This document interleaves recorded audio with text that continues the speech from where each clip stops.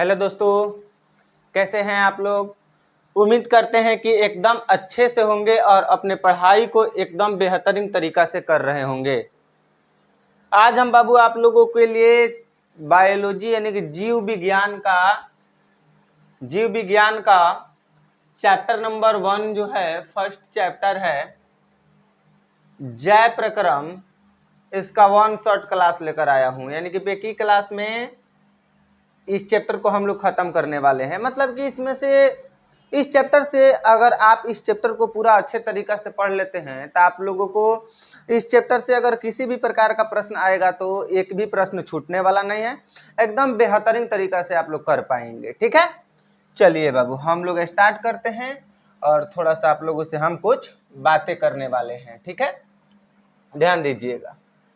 सबसे पहले बाबू हम बातचीत करेंगे, है कि नहीं, कि हम लोगों को क्लास को लेकर के, क्या चीज को लेकर बाबू, क्लास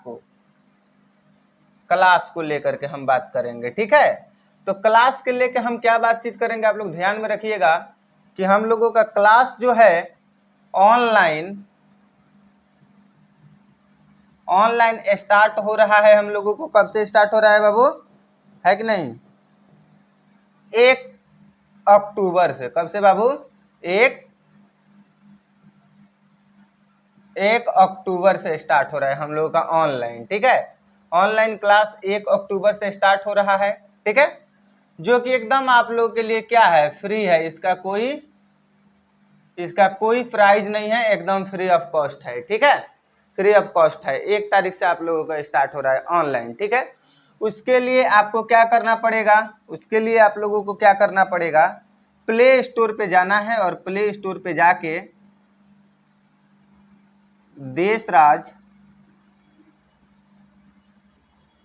देशराज एकेडमी एप्लीकेशन को डाउनलोड करना है। क्या चीज को डाउनलोड करना है बाबू, देशराज एप्लीकेशन, यानी कि देशराज एकेडमी एप्लीकेशन को डाउनलोड करना है। डाउनलोड करिएगा तो उस पर आप लोगों को इस एप्लीकेशन को डाउनलोड करने से क्या क्या फायदा है, हम अगर बात करें तो आप लोगों का जो क्लासेस होगी, यहाँ पे क्लासेस होगी और इसका जितना भी पीडीएफ ओडीएफ मिलेगा, जो बच्चा क्लास रेगुलर करेगा उसको पीडीएफ मिलेगा। ठीक है, यानी कि यहाँ पे जो हम लोगों का जो पीडीएफ होगी वो पीडीएफ आपको टोटल प्रोवाइड किया जाएगा। ठीक है, यानी कि पीडीएफ, क्या चीज बाबू, पीडीएफ टोटल दिया जाएगा वहां पे। ठीक है, अब हम इधर बात कर लेते हैं, है कि नहीं, ऑफलाइन के। तो हम लोग का क्लास भी ऑफलाइन चलेगी, है कि नहीं।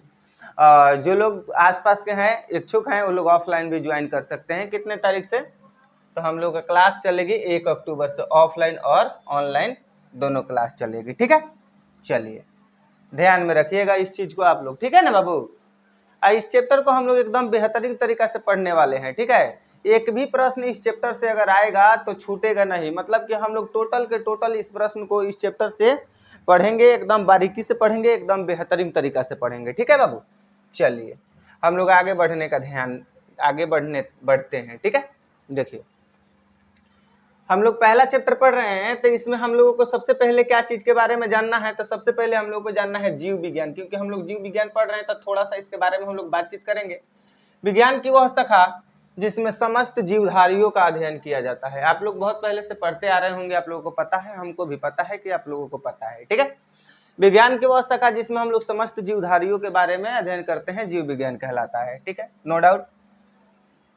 जीव विज्ञान का जनक किसको कहते हैं बाबू, अरस्तु को कहा जाता है। जीव विज्ञान के जनक हम लोग किसको कहते हैं बाबू, अरस्तु को कहते हैं। इस चीज को आप लोग ध्यान में रखिएगा। ठीक है, बायोलॉजी शब्द का पहला प्रयोग फ्रांस के वैज्ञानिक, किसने बाबू, फ्रांस के कौन वैज्ञानिक थे, तो लैमार्क थे। कौन थे बाबू फ्रांस के वैज्ञानिक, लैमार्क थे। यानी कि जीव विज्ञान का बायोलॉजी शब्द का पहला प्रयोग फ्रांस के एक वैज्ञानिक थे, उनका नाम लैमार्क था। उन्होंने 1801 ईस्वी में किया था। कब किया था, 1801 ईस्वी में किया था। इस चीज को आप लोग याद रखिएगा। आप लोगों को एग्जाम में पूछा जाएगा कि जीव विज्ञान यानी कि बायोलॉजी शब्द का पहला प्रयोग, है कि नहीं,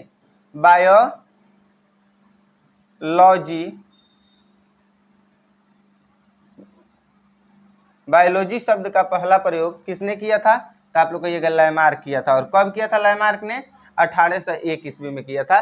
इस चीज को आप लोग अच्छे से याद रखिएगा, ठीक है। ऑब्जेक्टिव यहाँ से बनेंगे हम लोग एग्जाम के लिए, ठीक है। चलिए आगे देखते हैं, जय प्रक्रम क्या है। जय प्रक्रम के बारे में हम लोग पढ़ेंगे। क्या चीज के बारे में बाबू? जय प्रक्रम। आप लोग ध्यान रखिएगा, जीवों में संपन्न होने वाली वे सभी क्रियाएं, मतलब कि जीवों में संपन्न होने वाली वे सभी क्रियाएं जो सम्मिलित रूप से क्या अनुरक्षण की कार्य करती है। इसे क्या कहते हैं? अनुरक्षण की कार्य करती है, जो सम्मिलित रूप से अनुरक्षण, हमें जीवित रहने में सहायता प्रदान करती है, ठीक है। जय प्रक्रम कहलाती है। क्या कहलाती है? जय प्रक्रम कहलाती है, ठीक है, याद रखिएगा।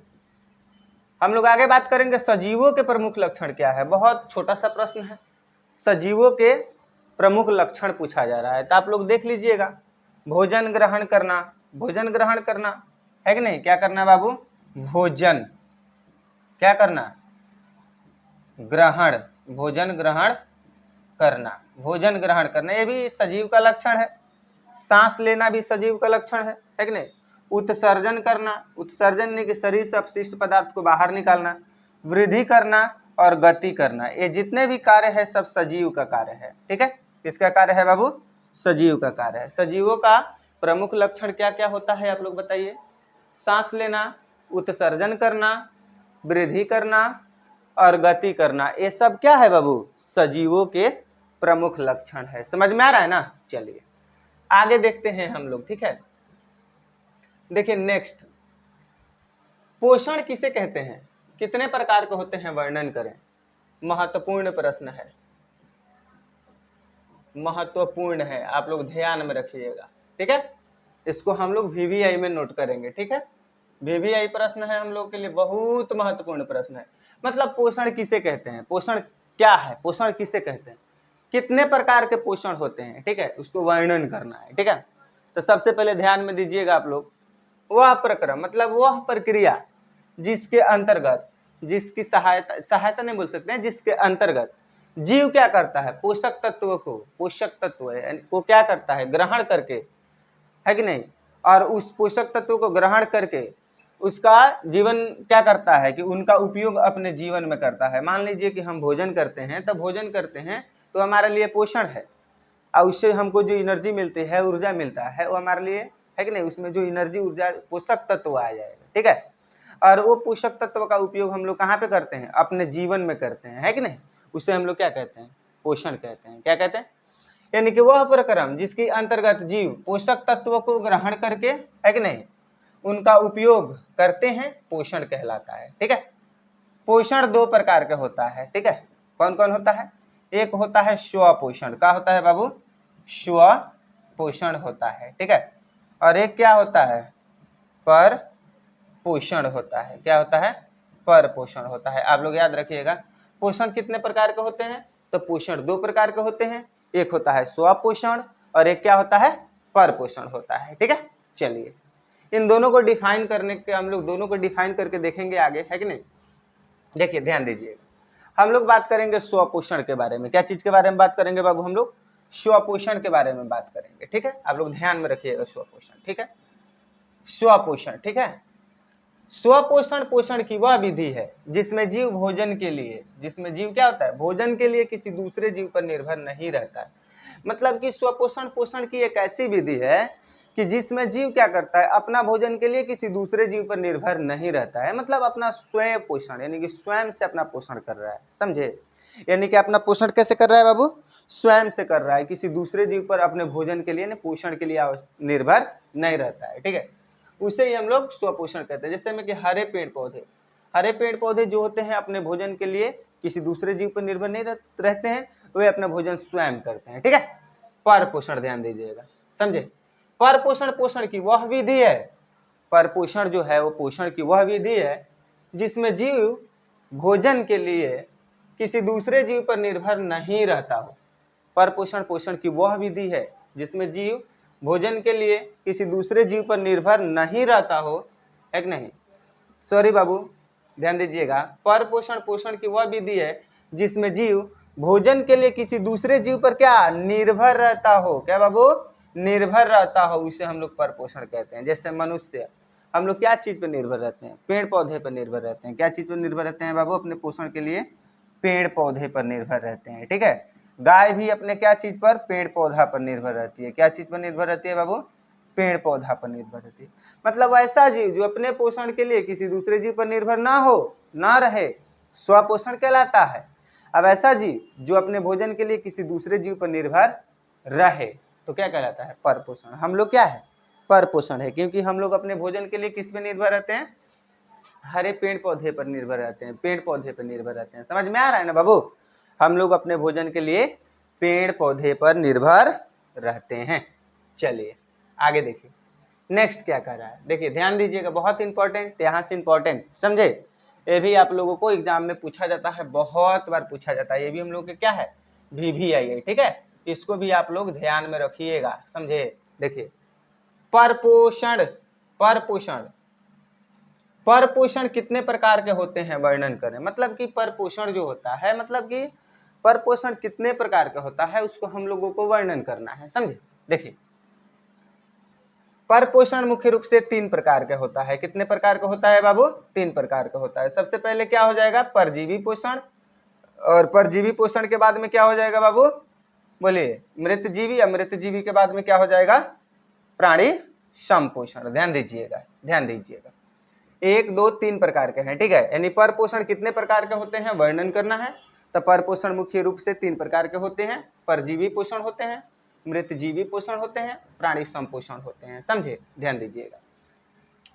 उसके बाद में हम लोग ध्यान दीजिएगा, नेक्स्ट देखिए क्या कह रहा है परजीवी पोषण, 2 जीव के बीच वैसा संबंध जिसमें एक जीव को लाभ तथा दूसरे जीव को हानि होता है, क्या कहलाता है, परजीवी पोषण। देखिए परजीवी, परजीवी पोषण, परजीवी पोषण, देखिए ध्यान दीजिएगा इसको आप लोग, परजीवी पोषण को आप लोग ध्यान दीजिएगा।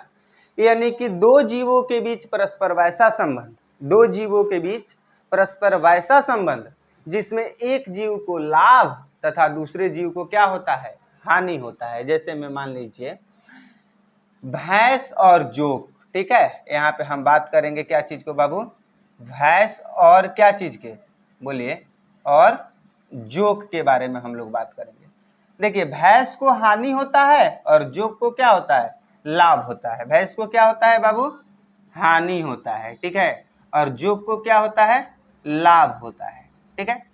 यहाँ पे दर्शा रहा है ना, मानव के शरीर यानी बालों में रहने वाला जू, यानी कि मानव को क्या होता है बाबू, बोलिए तो, मानव, मानव को क्या होता है, हानि होता है, ठीक है, और जू, जू को क्या होता है, लाभ होता है, ठीक है। इसी चीज को हम लोग यहाँ पे बात कर रहे हैं कि 2 जीवों के बीच, 2 जीवों के बीच परस्पर वैसा संबंध जिसमें एक को लाभ और दूसरे को क्या, हानि, एक को लाभ और दूसरे को क्या, हानि, ठीक है, क्या कहलाता है, परजीवी पोषण कहलाता है। क्या कहलाता है बाबू, परजीवी पोषण कहलाता है, ठीक है।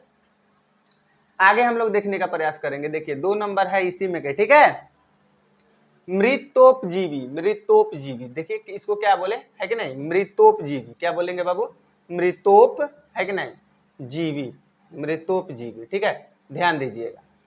यानी कि पोषण का वह रूप जिसमें जीव अपना पोषण सड़े गले एवं मरे हुए जीव जंतुओं से प्राप्त करता है, ये एक पोषण का रूप है कि नहीं, मतलब परजीवी का, है कि नहीं, जिसमें क्या है कि जीव क्या करते हैं, अपना पोषण मतलब अपना भोजन सड़े गले एवं मरे हुए, क्या चीज से, मरे हुए जीव जंतुओं से प्राप्त करते हैं। मतलब सड़े गले एवं मरे हुए जीव जंतुओं से प्राप्त करते हैं, मृतोपजीवी।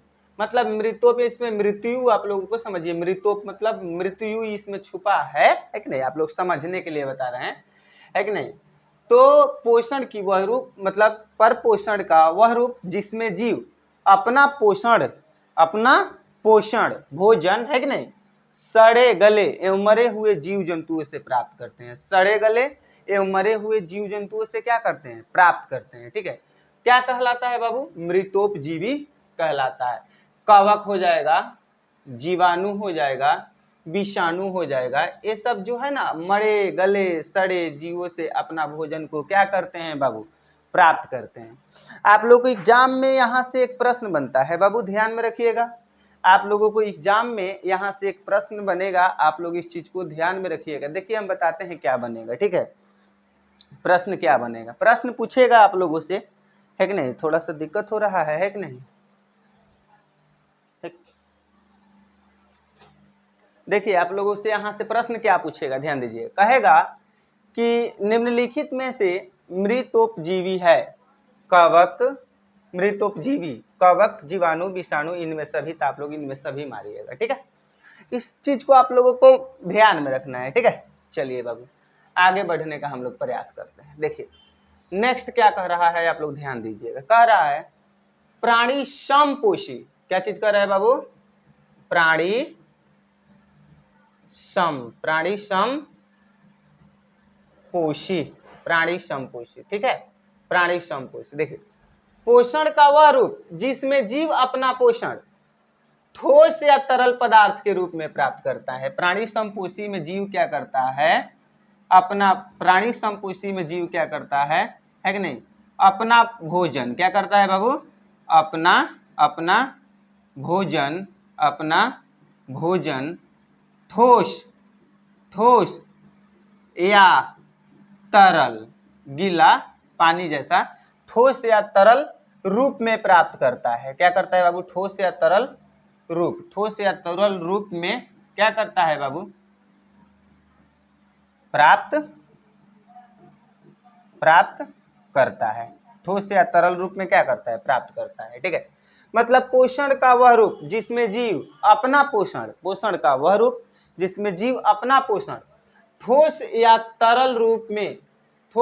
तरल पदार्थ के रूप में प्राप्त करता है। मतलब ठोस या तरल पदार्थ के रूप में प्राप्त करता है, उसी को हम लोग प्राणी समपोषी कहते हैं। तो मेढक हो जाएगा, मानव हो जाएगा। हम लोग अपना भोजन ठोस रूप में ग्रहण करते हैं और तरल रूप में भी ग्रहण करते हैं। आप लोग बहुत सारा उदाहरण हो जाएगा, आप लोग इस चीज को याद रखिएगा, समझे। आप लोग को अच्छा से समझ में आ रहा है तो बाबू कमेंट करके बताइएगा, ठीक है। आप लोग कमेंट करेंगे तो अच्छा रहेगा, हम लोगों का मोटिवेशन मिलता है कि आप लोगों के लिए, बच्चों के लिए और बेहतरीन तरीका से किस प्रकार से हम लोग काम करें, ये ताकि बच्चे अपने एग्जाम में बेहतर से बेहतर नंबर ला सकें और अपने पढ़ाई को मजबूत बना सकें। देखिए अब हम बात करेंगे परजीवी, ये भी एक महत्वपूर्ण प्रश्न है। ये प्रश्न तो बहुत महत्वपूर्ण है, ये भी नहीं बहुत महत्वपूर्ण है, ठीक है। इसको आप लोग ध्यान दीजिएगा, ये भी हमारा VBI प्रश्न है। हम आप लोग को बता दिए हैं बाबू कि हम वही प्रश्न कराएंगे जो कि इंपॉर्टेंट होगा। क्यों, क्योंकि हम लोगों के पास में उतना समय नहीं है कि 2025 वाले बच्चों को पूरा सिलेबस कराएं, ठीक है। 2026 में देखिए जलवा एकदम बना रहेगा, है कि नहीं। आप लोगों को देख लीजिएगा 2026 में 450 पार, ठीक है, पार कराना है। कितना, टॉप 10 स्टूडेंट को, है कि नहीं। टॉप 10 यानी कि टॉप 10 प्लस, इतना है कि नहीं। टॉप 10 प्लस कराना है स्टूडेंट को, मतलब 450 से भी ज्यादा है, टॉपर लिस्ट में लाना है बच्चों को। बस आप लोगों का बस यही हम आप लोगों से चाहेंगे कि आप लोग ईमानदारी पूर्वक पढ़िए, मन लगा करके पढ़िए, ध्यान से पढ़िए और अच्छे से पढ़िए। सर जी जो पढ़ा रहे हैं उसको एनालिसिस कीजिए, ठीक है। चलिए नेक्स्ट प्रश्न जो हम बता रहे हैं बाबू, उसके बारे में थोड़ा सा आप लोग बताइए क्या कह रहा है। परजीवी मुख्यतः कितने प्रकार के होते हैं, वर्णन करें। तो परजीवी मुख्य रूप से 2 प्रकार के होते हैं। परजीवी मुख्य रूप से कितने प्रकार के होते हैं बाबू, 2 प्रकार के होते हैं। बस कोई चीज जिसमें थोड़ा भारी थोड़े है, वो बहुत आसान है। माने परजीवी से माने ये साबित हो रहा है ना कि जो जीव होगा वो दूसरे पर निर्भर रहेगा। परजीवी से साबित हो रहा है कि अपने भोजन के लिए जीव दूसरे पर निर्भर रहेगा, ठीक है। लेकिन ये 2 प्रकार के होते हैं। कैसे होते हैं, एक होता है बाह्य परजीवी, मतलब बाह्य परजीवी, और एक होता है अंतः परजीवी। आप लोगों को अभी क्लियर हो जाएगा, इसको देखिए, उसके बाद में आप लोगों को क्लियर हो जाएगा। देखिए क्या कह रहा है, मतलब बाह्य परजीवी, परजीवी का वह रूप जिसमें जीव किसी दूसरे जीव के शरीर के बाहरी से, मतलब कि बाहरी से, मतलब परजीवी का वह रूप जिसमें कोई जीव दूसरे जीव के शरीर के बाहर से, यानी कि बाहरी से, बाहर से अपना भोजन को क्या करता है, प्राप्त करता है, उसे हम लोग बाह्य परजीवी कहते हैं। हम लोगों के मनुष्य के सर में जो जू है, ढील, जिसको हम लोग बोलते हैं देहाती भाषा में, है कि नहीं, वो बताइए हम लोग को बाहरी भाग से भोजन को प्राप्त करता है कि नहीं करता है। बाहरी भाग से भोजन को प्राप्त करता है हम लोग को शरीर के बाहरी भाग से। मक्खी भी क्या करती है, बाहरी भाग से। मच्छर भी क्या करता है, बाहरी भाग से। खटमल भी क्या करता है, बाहरी भाग से। मतलब क्या है, ध्यान दीजिए, परजीवी का वह रूप जिसमें जीव किसी दूसरे जीव के बाहरी भाग से, क्या चीज से बाबू, बाहरी भाग से अपना पोषण प्राप्त करता है, बाह्य परजीवी कहलाता है। कौन सा परजीवी कहलाता है बाबू, बाह्य परजीवी कहलाता है। आप लोग इस चीज को ध्यान में रखिएगा। अगर कोई जीव अपना पोषण शरीर के बाहर से करे तो कौन सा परजीवी कहलाएगा बाबू, बाह्य परजीवी कहलाएगा। ध्यान में रखिएगा, समझे, बाह्य परजीवी कहलाएगा। आसान क्वेश्चन है बाबू, भारी थोड़े है हो, पूरा इजी इजी प्रश्न है। देखिए नेक्स्ट क्या कह रहा है, अंतः परजीवी, उसका अपोजिट है बाबू अंतः परजीवी। थोड़ा सा ध्यान दीजिएगा, है कि नहीं। अंतः परजीवी में आप लोग थोड़ा सा ध्यान दीजिएगा। देखिए क्या कह रहा है, कह रहा है कि नहीं, कि परजीवी का वह रूप जिसमें जीव किसी दूसरे जीव के शरीर के अंदर से भोजन प्राप्त करता है, अंतः परजीवी कहलाता है। गोल कृमि, ये एक जीव है जो कि शरीर के अंदर से भोजन प्राप्त, हुक वर्म, टेप वर्म, फीता कृमि भी आता है इसमें, फीता जैसा होता है, ठीक है। ये सब जो है वो अपने भोजन शरीर के मतलब कि अंदर से प्राप्त करते हैं। कहाँ से प्राप्त करते हैं बाबू, किसी दूसरे जीव के शरीर के क्या करते हैं, किसी दूसरे जीव के शरीर के अंदर से अपना पोषण को क्या करते हैं, प्राप्त करते हैं, समझे। चलिए आगे बढ़ने का हम लोग प्रयास करेंगे, ध्यान दीजिएगा आप लोग। देखिए नेक्स्ट प्रश्न जो है ये भी बहुत महत्वपूर्ण प्रश्न है, क्योंकि आप लोग एग्जाम में बहुत बार पूछा जा चुका है, एक बार नहीं बहुत बार पूछा जा चुके हैं कि प्रकाश संश्लेषण क्या है। प्रकाश संश्लेषण क्या है, प्रकाश संश्लेषण क्या है। तो प्रकाश संश्लेषण एक प्रक्रिया है, मतलब वह प्रक्रिया है। प्रकाश संश्लेषण क्या है, एक प्रक्रिया है, वह प्रक्रिया है जिसमें जिसके द्वारा क्या होता है, हरे पेड़ पौधे सूर्य के प्रकाश की उपस्थिति में अपना भोजन तैयार करते हैं। हो गया, बात खत्म। मतलब कि प्रकाश संश्लेषण एक प्रक्रिया है, एक प्रक्रम है, जिसके द्वारा वो प्रकाश संश्लेषण प्रक्रिया के द्वारा, प्रक्रम के द्वारा पेड़ पौधे प्रकाश की उपस्थिति में, पेड़ पौधे क्या करते हैं, जिसके द्वारा हरे पेड़ पौधे क्या करते हैं, सूर्य की प्रकाश की उपस्थिति में, सूर्य की प्रकाश के उपस्थिति में, सूर्य के प्रकाश के बाबू उपस्थिति में, सूर्य के प्रकाश की उपस्थिति में अपना भोजन, क्या चीज बाबू, अपना भोजन को क्या करते हैं बाबू, अपना भोजन को क्या करते हैं, तैयार करते हैं। उसी को हम लोग प्रकाश संश्लेषण कहते हैं। कितना इजी है, ध्यान दीजिए। आगे बढ़ते हैं, देखिए ये भी प्रश्न हम लोग एग्जाम में बहुत बार पूछा है, ठीक है। क्या कह रहा है, ध्यान दीजिएगा। कह रहा है कि प्रकाश संश्लेषण की क्रिया के लिए मुख्य रूप से इन 4 चीजों की आवश्यकता पड़ती है, मतलब जरूरत पड़ती है। प्रकाश संश्लेषण की प्रक्रिया के लिए मुख्य रूप से इन 4 चीजों की आवश्यकता पड़ती है। कौन कौन सी चीजों की आवश्यकता पड़ती है, आप लोग देखिए ध्यान से। सबसे पहले तो बाबू कार्बन डाइऑक्साइड की आवश्यकता पड़ती है, यानी कि CO2, है कि नहीं, जो कि वायुमंडल से ग्रहण करते हैं पेड़ पौधे। पेड़ पौधे कहाँ से ग्रहण करते हैं, पेड़ पौधे जो होते हैं वो कहाँ से ग्रहण करते हैं बाबू, वायुमंडल से ग्रहण करते हैं पेड़ पौधे। उसके बाद में जल, जल की आवश्यकता पड़ती है। जल यानी क्या चीज बाबू, H2O, क्या चीज के बाबू, H2O, ठीक है, H2O यानी कि H2O की आवश्यकता पड़ती है, ठीक है। H2O यानी कि जल जो होता है वो जमीन से ग्रहण करते हैं। कहाँ से पेड़ पौधे ग्रहण करते हैं, जमीन से। और सूर्य की प्रकाश की आवश्यकता होती है। क्लोरोफिल, देखिए क्लोरोफिल क्या है, क्लोरोफिल क्या है, तो क्लोरोफिल सूर्य के प्रकाश को अवशोषित करने का कार्य करता है। क्लोरोफिल जो है वो क्या होता है कि सूर्य के प्रकाश को अवशोषित करना, अपने अंदर लेना, खींचने का काम करता है क्लोरोफिल। आप लोगों को एग्जाम में यहाँ से प्रश्न पूछा जाता है। कैसे प्रश्न पूछा जाता है, ध्यान दीजिएगा। प्रश्न कहेगा, क्या कहेगा यहाँ पे, क्लोरोफिल, क्लोरोफिल, क्लोरोफिल वर्णक, वर्णक का रंग होता है। क्लोरोफिल वर्णक का रंग होता है। तो आप लोग इसका उत्तर बता दीजिएगा बाबू, क्या उत्तर में बता दीजिएगा, हरा। क्लोरोफिल वर्णक का रंग कैसा होता है? हरा होता है। आप लोगों को समझ में आया ना कि कार्बन डाइऑक्साइड वायुमंडल से ग्रहण करते हैं पेड़ पौधे, ठीक है, और जल जमीन से ग्रहण करते हैं, और सूर्य के प्रकाश तो पता है इसका भी जरूरत पड़ता है, और क्लोरोफिल का भी जरूरत पड़ता है, जो कि क्लोरोफिल का कार्य क्या है? सूर्य के प्रकाश को अवशोषित करना। क्लोरोफिल के कार्य क्या है बाबू? सूर्य के प्रकाश को अवशोषित करना, समझे? चलिए, उसके बाद में हम लोग आगे बढ़ने का प्रयास करेंगे, ध्यान दीजिएगा। नेक्स्ट कह रहा है कि कोई वस्तु सजीव है, इसका निर्धारण करने के लिए हम किस मापदंड का उपयोग करेंगे?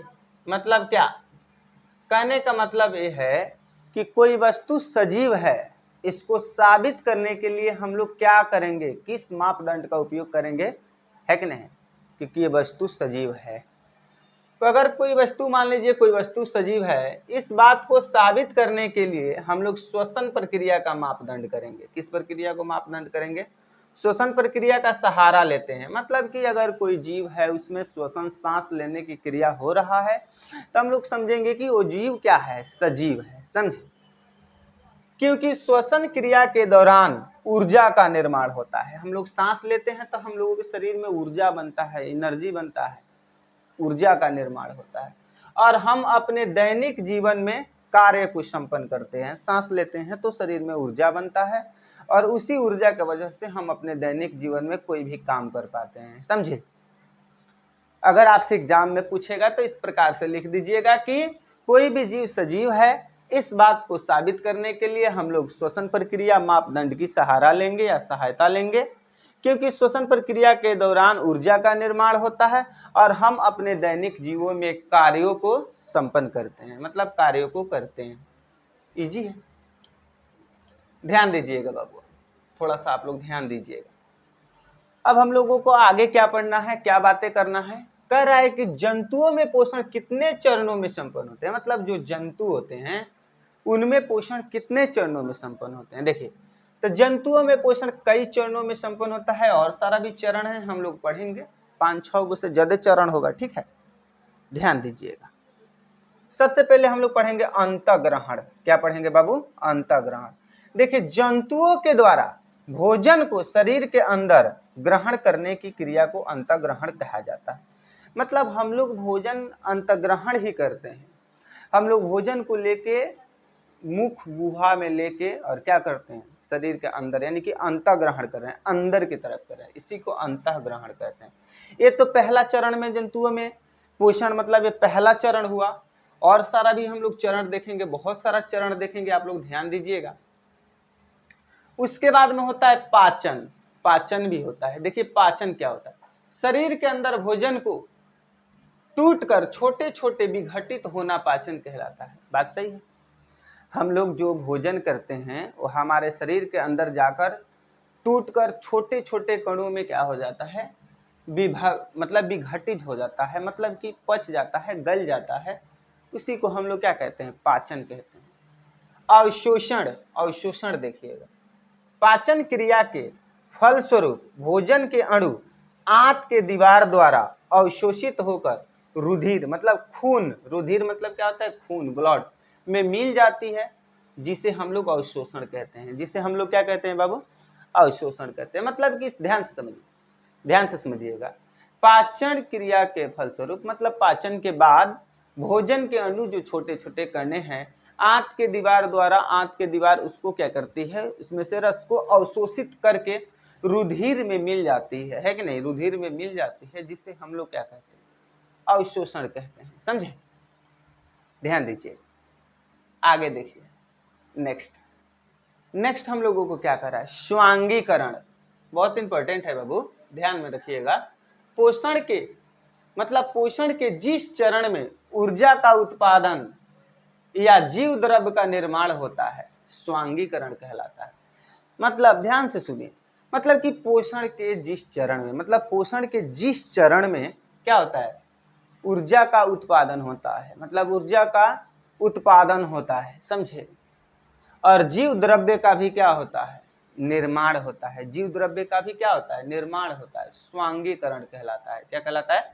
स्वांगीकरण कहलाता है। नेक्स्ट देखिएगा, ध्यान दीजिए, बहिष्करण, भोज्य पदार्थों को शरीर से बाहर मल हो जाएगा, ये नहीं होगा बाबू, शरीर से बाहर, ठीक है, शरीर से बाहर, ठीक है, शरीर से बाहर, ध्यान दीजिएगा, शरीर से बाहर, शरीर से बाहर, यानी कि क्या कह रहा है बाबू, ध्यान दीजिएगा, बहिष्करण, बहिष्करण, भोज्य पदार्थों को शरीर से बाहर मल के रूप में, है कि नहीं, बाहर मतलब बहिष्कृत करना, बाहर निकालना, बाहर होना, बहिष्करण कहलाता है कि नहीं। मतलब कि भोज्य पदार्थ हम लोग लिए और लेने के बाद में पाचन उचन की क्रिया हो गया, बहुत सारा क्रिया प्रक्रिया बताएं, हो गया, उसके बाद में वो मल के रूप में शरीर से बाहर निकल रहा है, तो हम कहेंगे क्या? बहिष्करण हो रहा है। क्या हो रहा है? बहिष्करण हो रहा है, ठीक है, ध्यान दीजिएगा। नेक्स्ट, इस चीज ई वाला प्रश्न जो है बहुत इंपॉर्टेंट है, आप लोग एग्जाम में आएगा, हम बोल रहे हैं ना, आप लोग नोट कर लीजिएगा कॉपी में कि आप लोगों के एग्जाम में ये प्रश्न आएगा, ठीक है, याद कर लीजिएगा। देखिए, आएगा, हम यहाँ पे लिख देते हैं आएगा, आएगा, ठीक है, मैंने आप लोग नोट कर लीजिएगा भाई, आएगा, आ भी सकता है कि नहीं, ना आएगा तो कहेगा सर जी बोले नहीं है, ऐसा बात नहीं है, पढ़ो ध्यान से। मानव पाचन तंत्र का सचित्र वर्णन करें, मतलब कि जो मानव का पाचन तंत्र है, उस पूरे पाचन तंत्र को हम लोगों को वर्णन करना है। बहुत इंपॉर्टेंट प्रश्न है बाबू, आप लोग क्वेश्चन बैंक में देख लीजिएगा, है कि नहीं। आप लोगों के सामने हम वही प्रश्न को लेके आए हैं जो कि बहुत इंपॉर्टेंट है, समझे, यानी कि मानव पाचन तंत्र का सचित्र वर्णन करें। तो सबसे पहले मुख गुहा, देखिए मुख गुहा के बारे में हम लोग बात करेंगे, इसका बात कर रहे हैं बाबू, ध्यान दीजिएगा, आप लोग ध्यान दीजिएगा, हम इस वाला मुख गुहा के बारे में बात कर रहे हैं, ठीक है, ये मुख गुहा के बारे में बात करेंगे, आप लोग को बताएंगे, ठीक है, ध्यान दीजिए। मुख गुहा आहार नाल का पहला भाग है। एग्जाम में प्रश्न पूछता है कि आहार नाल के पहला भाग को हम लोग क्या कहते हैं, आहार नाल के पहला भाग को हम लोग क्या कहते हैं, तो आप लोग क्या कहिएगा बताइए तो, आहार नाल के पहला भाग को हम लोग क्या कहते हैं? मुख गुहा, है कि नहीं, मुख गुहा, ठीक है, यानी कि आहार नाल का पहला भाग है। भोजन का पाचन मुख गुहा से ही शुरू होती है, मतलब कि जो भोजन का पचने का क्रिया है वो मुख गुहा से ही क्या होती है? शुरू हो जाती है। भोजन का जो पचने का क्रिया है वो बाबू हम लोगों को मुख गुहा से ही शुरू हो जाती है, ठीक है, याद रखिएगा। मुख जीभ गुहा में जाकर खुलती है, मतलब कि मुख गुहा, है कि नहीं, मुख जिस गुहा, है कि नहीं, मतलब कि मुख जिस गुहा में जाकर खुलती है उसे मुख गुहा कहते हैं। बस मुख मतलब कि जिस गुहा में जाकर खुलती है उसे मुख गुहा कहते हैं। मुख गुहा में दांत होता है, जीभ होता है, एवं लार ग्रंथियां भी पाई जाती है, समझे। देखिए दांत जो होता है, दांत का कार्य क्या होता है, थोड़ा सा आपको हम बता देते हैं। दांत का जो काम होता है ना, भोजन को छोटे छोटे टुकड़ों में काटना, कुचलना, और जीभ का जो काम होता है मतलब उसको उचिलाना, समझ सकते हैं आप लोग, जैसे कि उसको उलटना पलटना मिलाना, जो मतलब कि भोजन जो छोटे छोटे हो चुके हैं और जो नहीं हुए हैं ऐसे मिलाना, और जो बड़े हैं उसको दांत के तरफ फेंकना ऐसे, ताकि वहां पे जाके क्या करे, उसको छोटे छोटे अणु में विभक्त कर दे, छोटे छोटे अणु में क्या कर दे, काट दे, ठीक है, ध्यान दीजिए। नेक्स्ट आगे हम लोग देखिए क्या पढ़ेंगे, ठीक है, हम लोग पढ़ेंगे ग्रास नली, यानी ग्रासनी। यह एक नली की आकार की संरचना होती है जो भोजन को आमाशय में भेजने का कार्य करती है, ठीक है बाबू। हम लोग क्या पढ़ रहे हैं बाबू, ग्रास, क्या पढ़ रहे हैं बाबू, ग्रास नली, क्या पढ़ रहे हैं, ग्रास नली। देखिए ग्रास नली जो है ना, ये एक मतलब कि क्या है, ग्रास नली यानी कि यह नली की आकार की संरचना है। देखिए यहाँ से हम लोग बातचीत कर रहे हैं, कहाँ से, ध्यान दीजिएगा आप लोग, यहाँ से हम लोग बातचीत कर रहे हैं, यहाँ से, ठीक नहीं, आप लोग थोड़ा सा ध्यान दीजिएगा, ठीक है, यहाँ से हम लोग बातचीत कर रहे हैं। ये जो नलियाँ है ना, ये जो नली आप लोगों को दिखाई दे रहा होगा, ये जो नली, इसी नली को हम लोग बोलते हैं ग्रास नली। क्या बोलते हैं बाबू, ग्रास नली बोलते हैं, ठीक है, ग्रास नली। आप लोग को दिखाई दे रहा है ना, एक बार हम चेक कर लेते हैं, ठीक है, आप लोग को दिखाई दे रहा है कि नहीं, ठीक है। इसी नली को हम लोग क्या बोलते हैं बाबू, ग्रास नली बोलते हैं। क्या बोलते हैं, ग्रास नली बोलते हैं।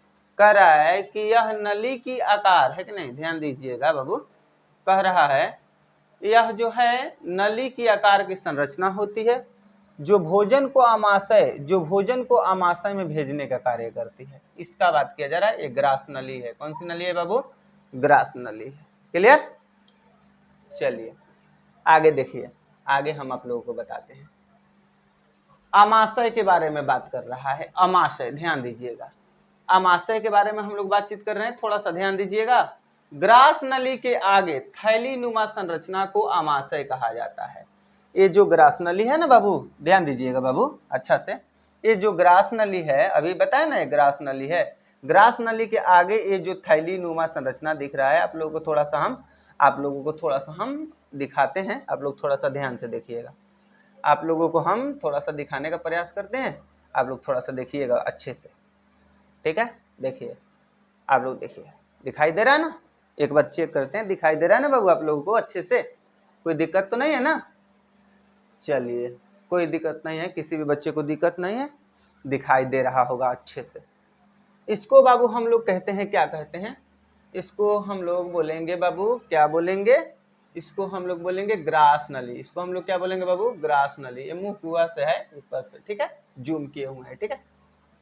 ये जो है यहाँ से बाबू ये वाला, इसी को हम लोग क्या बोलेंगे, आमाशय बोलेंगे। क्या बोलेंगे बाबू, आमाशय बोलेंगे। इसको हम लोग क्या बोलेंगे, आमाशय बोलेंगे। इसको हम लोग क्या बोलेंगे बाबू, आमाशय। क्या बोलेंगे बाबू, आमाशय बोलेंगे। आप लोग याद रखिएगा, ये क्या है, आमाशय है, ठीक है, कोई दिक्कत नहीं ना बाबू। चलिए, आप लोगों को समझ में आया होगा जरूर, है कि नहीं। देखिए क्या कह रहा है, अब देखिए ध्यान से, देखिए ध्यान से क्या कह रहा है, कह रहा है कि ग्रास नली के आगे थैलीनुमा संरचना को आमाशय कहा जाता है। आप लोग को बता दिए हैं, ग्रास नली के आगे थैलीनुमा संरचना को आमाशय कहा जाता है, ठीक है, जिसका आकार अंग्रेजी के जे, देखिए आप लोग, अंग्रेजी के जे है कि नहीं, आकार का होता है। आमाशय में 3 भाग होते हैं। आमाशय में कितने भाग होते हैं, 3 भाग होते हैं। उसमें अग्रभाग को कार्डियफ क्या कहते हैं बाबू, अग्रभाग को हम लोग क्या कहते हैं, आप लोग बताइएगा, थोड़ा सा ध्यान से बताइएगा बाबू। कार्डियफ कहते हैं। क्या कहते हैं बाबू, कार्डियफ, कार्डियफ, ठीक है। अग्रभाग को हम लोग कार्डियफ, मध्य भाग को फुडिदक और पिछले भाग को पाइलोरिक कहते हैं। आप लोग इसको याद रखिएगा, भूलिएगा मत। यानी कि कह रहा है आमाशय जो है वो थैलीनुमा संरचना है। आमाशय को यानी कि ग्रास नली के आगे थैलीनुमा संरचना को आमाशय कहा जाता है, जिसका आकार अंग्रेजी के जे आकार का होता है। जिसका आकार कैसे होता है, अंग्रेजी के जे आकार का होता है। आमाशय में 3 भाग होते हैं। आमाशय में कितने भाग होते हैं, 3 भाग होते हैं, जिसमें अग्रभाग को हम लोग कार्डियफ कहते हैं, मध्य भाग को फुडिदक कहते हैं और पिछले भाग को क्या कहते हैं, पाइलोरिक कहा जाता है, ठीक है। इस चीज को आप लोग माइंड में सेट कर लीजिएगा हमेशा हमेशा के लिए। आमाशय से पेप्सिन और लाइपेज एंजाइम का स्राव होता है, ये भी है, ये भी इंपॉर्टेंट है बाबू। आमाशय से पेप्सिन और लाइपेज एंजाइम का स्राव होता है। आमाशय से कौन सा एंजाइम का स्राव होता है, लाइपेज और कौन सा हो जाएगा बाबू, बताइए, लाइपेज और कौन सा हो जाएगा, पेप्सिन हो जाएगा। लाइपेज और पेप्सिन, लाइपेज और पेप्सिन हो जाएगा, समझे, है कि नहीं, लाइपेज और पेप्सिन हो जाएगा, इसको याद रखिएगा। और यहाँ पे कह रहा है कि आमाशय में भोजन 3 से 4 घंटे तक रहता है। आमाशय में भोजन कितने देर तक रहता है बाबू, 3 से 4 घंटे तक रहता है। आगे देखिएगा, अब हम लोगों को बात किया जा रहा है यकृत के बारे में। क्या चीज के बारे में बाबू, यकृत। तो मानव पाचन तंत्र का सचित्र वर्णन करने में हम लोग पढ़ रहे हैं यकृत। यह शरीर का सबसे बड़ी ग्रंथि होती है। मतलब पूछेगा कि शरीर की सबसे बड़ी ग्रंथि कौन सा है, तो आप लोग कहिएगा यकृत। क्या कहिएगा बाबू, यकृत कहिएगा। क्या कहिएगा, यकृत। शरीर की सबसे बड़ी ग्रंथि कौन है? यकृत, है कि नहीं? भार के विचार से यह सबसे मतलब कि बड़ा होता है। इसका वजन लगभग 1.5 kg तक होता है। यकृत से पित्त का स्राव होता है जो भोजन को क्षारीय बनाने का कार्य करता है। यकृत का वजन कितना होता है बाबू? 1.5 kg, 1.5 kg का होता है। और यकृत जो होता है इससे पित्त का स्राव होता है जो भोजन को क्या करता है? क्षारीय करता है। क्या करता है? भोजन को क्षारीय करता है। ठीक है, ध्यान में रखिएगा। नेक्स्ट, आगे बढ़ने का प्रयास करें। देखिए क्या कह रहा है बाबू, ध्यान दीजिएगा। कह रहा है कि अग्राशय, अग्राशय के बारे में हम लोग बातचीत कर रहे हैं बाबू। क्या चीज के बारे में बात कर रहे हैं? अग्राशय के बारे में हम लोग बातचीत कर रहे हैं। ठीक है, अग्नाशय यहाँ पे है, आप लोग देख सकते हैं, ये वाला है। ठीक है, इसके बारे में हम लोग क्या कर रहे हैं? बातचीत कर रहे हैं। ठीक है, यह अमाशय और छोटी आंत के बीच में, अमाशय और छोटी आंत के बीच में स्थित रहता है। इसमें से लाइपेज नामक एंजाइम का स्राव होता है। याद रखिएगा, अग्नाशय से लाइपेज नामक एंजाइम का स्राव होता है। इसका मुख्य कार्य वसा को अम्ल में बदलना है। मतलब कि इसका मुख्य कार्य क्या होता है? लाइपेज नामक एंजाइम का वसा को क्या करना है? अम्ल में बदलना है। याद कर लीजिएगा, बहुत ही इंपॉर्टेंट बातें हैं। ठीक है बाबू। नेक्स्ट, छोटी आंत। आहार नाल का सबसे बड़ा भाग छोटी आंत है। इसकी लंबाई 6 से 7 मीटर होती है। छोटी आंत की लंबाई 6 से 7 मीटर होती है और चौड़ाई 2.5 मीटर होती है। इसमें वसा का पाचन होता है। छोटी आंत में ही वसा का क्या होता है बाबू? पाचन होता है। छोटी आंत में ही वसा का क्या होता है? पाचन होता है। और उसका लंबाई कितनी होती है? 6 से 7 मीटर और चौड़ाई 2.5 मीटर होती है। याद रख लीजिएगा। ठीक है बाबू, आगे देखिए। नेक्स्ट हम लोगों को क्या कर रहा है? बड़ी आंत। यह पाचन तंत्र का सबसे अंतिम भाग है। बड़ी आंत जो है वो पाचन तंत्र की सबसे अंतिम भाग है। पाचन तंत्र के सबसे अंतिम भाग को हम लोग क्या कहेंगे बाबू? बड़ी आंत कहेंगे। जहां सिर्फ अपशिष्ट पदार्थ में मिले हुए जल को अवशोषित कर बचे हुए अपशिष्ट पदार्थों को मल द्वार के रास्ते से बाहर निकाल दिया जाता है। मल द्वार के रास्ते से क्या कर दिया जाता है? बाहर निकाल दिया जाता है। उम्मीद करते हैं कि आप लोगों को बढ़िया से समझ में आ रहा होगा। ठीक है बाबू, है कि नहीं? नेक्स्ट, अब हम लोगों का ऑब्जेक्टिव टाइप प्रश्न आया है। आप लोग ध्यान में रखिएगा। ऑब्जेक्टिव टाइप आप लोग कमेंट कर करके बताइए, है कि नहीं?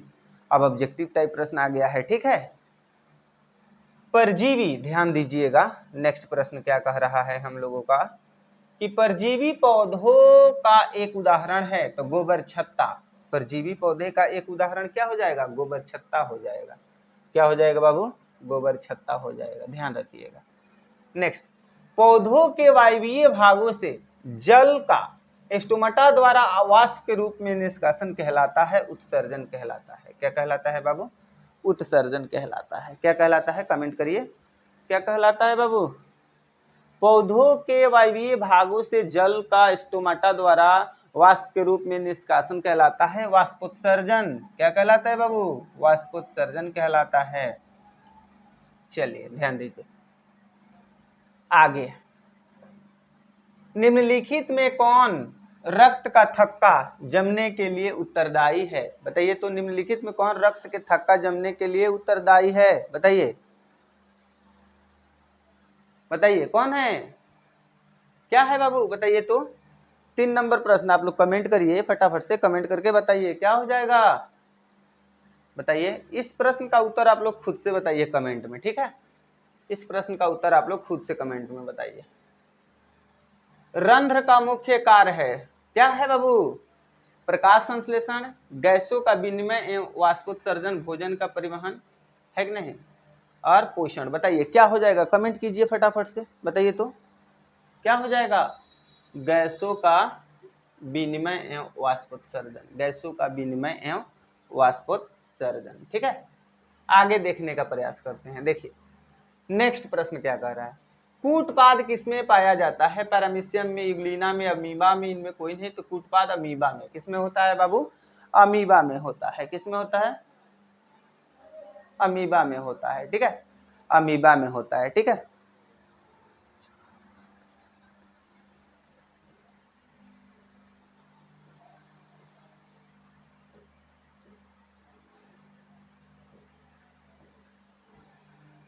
प्रकाश संश्लेषण होता है रात में, दिन में, रात दिन, सुबह शाम, तो दिन में होता है। कब होता है बाबू?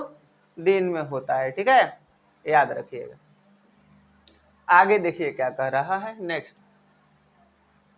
क्लोरोफिल वर्णक का रंग हरा, नीला, लाल, सफेद। तो क्लोरोफिल वर्णक का रंग कैसा होता है? हरा होता है, ध्यान रखिएगा। आगे देखिए नेक्स्ट क्या कह रहा है, ठीक है। कह रहा है कि रक्त में आयरन की कमी से होने वाला रोग, बताइए तो, आप लोग कमेंट करके बताइए तो, रक्त में आयरन की कमी से होने वाला रोग कौन सा है? एनीमिया। कौन सा है बाबू? एनीमिया, ठीक है।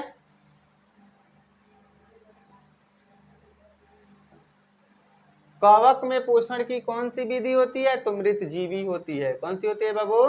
मृतजीवी होती है। कवक में कौन सी पोषण की विधि? मृतजीवी होती है, ठीक है। उसके बाद में आगे देखते हैं। मनुष्य में वृक्क संबंधित है, पोषण से है कि शोषण से है कि उत्सर्जन से है कि परिवहन से है? तो उत्सर्जन से है। मनुष्य में वृक्क क्या चीज से संबंधित है? उत्सर्जन से संबंधित है, ठीक है। ये जो प्रश्न है आप लोग बताइए, कमेंट करिए, फटाफट से बताइए। पूरा सर जी बताएंगे हो, आप लोग भी बताइए कुछ।